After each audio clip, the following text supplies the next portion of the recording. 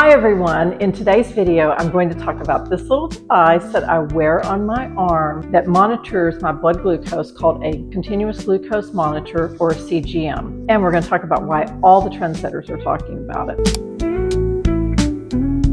I ran across this article in Town & Country yesterday at the grocery store, and it's about the popularity of continuous glucose monitors. So the article starts with, there are a handful of items that in the first warm days of spring had already proved to be the accessories of summer. Among them, Prada crochet bags, Chloe jelly sandals, and glucose monitors. If you are not diabetic, how much information do you really have about your blood glucose levels? I mean, you basically get the information from one day at your yearly checkup. But there's a huge advantage to being able to see what's going on with your blood glucose for an extended period of time. Maybe you went to your checkup on the day after your birthday. Maybe the day before you had cake and champagne and pizza and all those goodies we like to have on our birthday. Well, that will affect your blood work the next day. Maybe you've been sick for the past week and you've hardly eaten anything. That will also affect your blood work. With the CGM, you can have multiple snapshots of what is going on with your blood glucose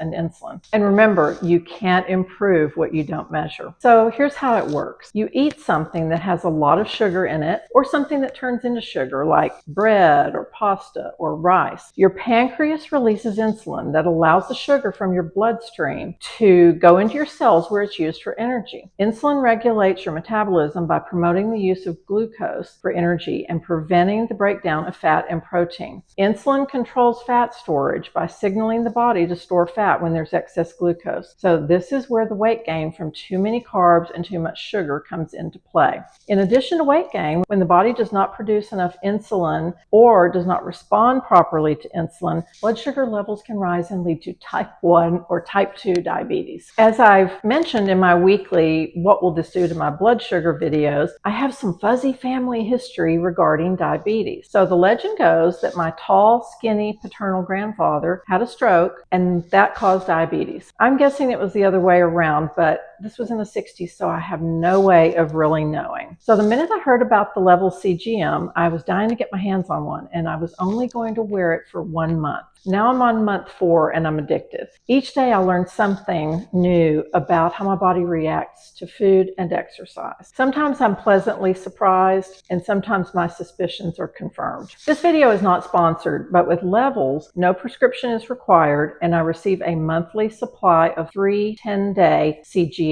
And I also have access to the Levels app and the Dexcom app, both of which are used for gathering information from the CGM. Dexcom is the brand of CGM that I chose through the Levels program. I was very nervous about applying the first CGM. I watched a few videos and people said it was completely pain-free, and it truly is. I have attached many monitors at this point and I felt absolutely no pain. After you attach the monitor, you add an adhesive ring around the CGM, and then you cover the entire thing with the provided black Levels patch. That's almost a status symbol in itself. They stay on so well that sometimes they are difficult to remove. So you can shower, sweat, swim, do anything that you would normally do. All of this costs about $240 a month. Another great thing about having a CGM is you can also test how different types of exercise will affect your blood glucose levels. You can see in my video, Walking Off Sugar, I have learned that an easy 15-minute walk after a meal can greatly reduce your blood glucose. And it's the same for any other type of exercise, whether it's getting on the Stairmaster, lifting weights, playing a little basketball, whatever you like to do as long as it's movement.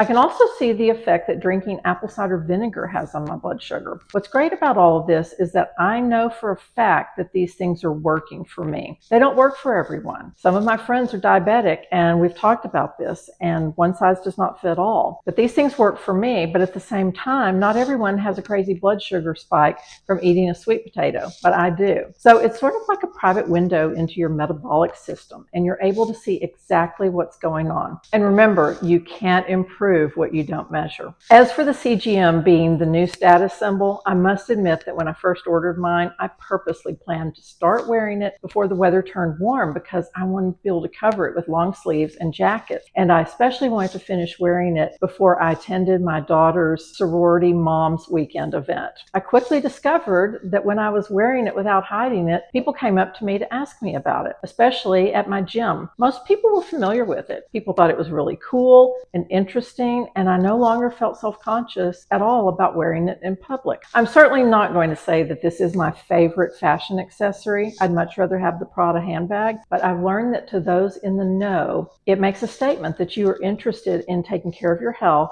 and you're knowledgeable about how to do it. If you like this video or you're interested in learning more about CGMs, be sure to leave your questions below and subscribe to my channel. Also, be sure to watch on Wednesdays when I do a weekly short about how certain foods affect my blood glucose level. Thank you so much for watching, and see you in the next video.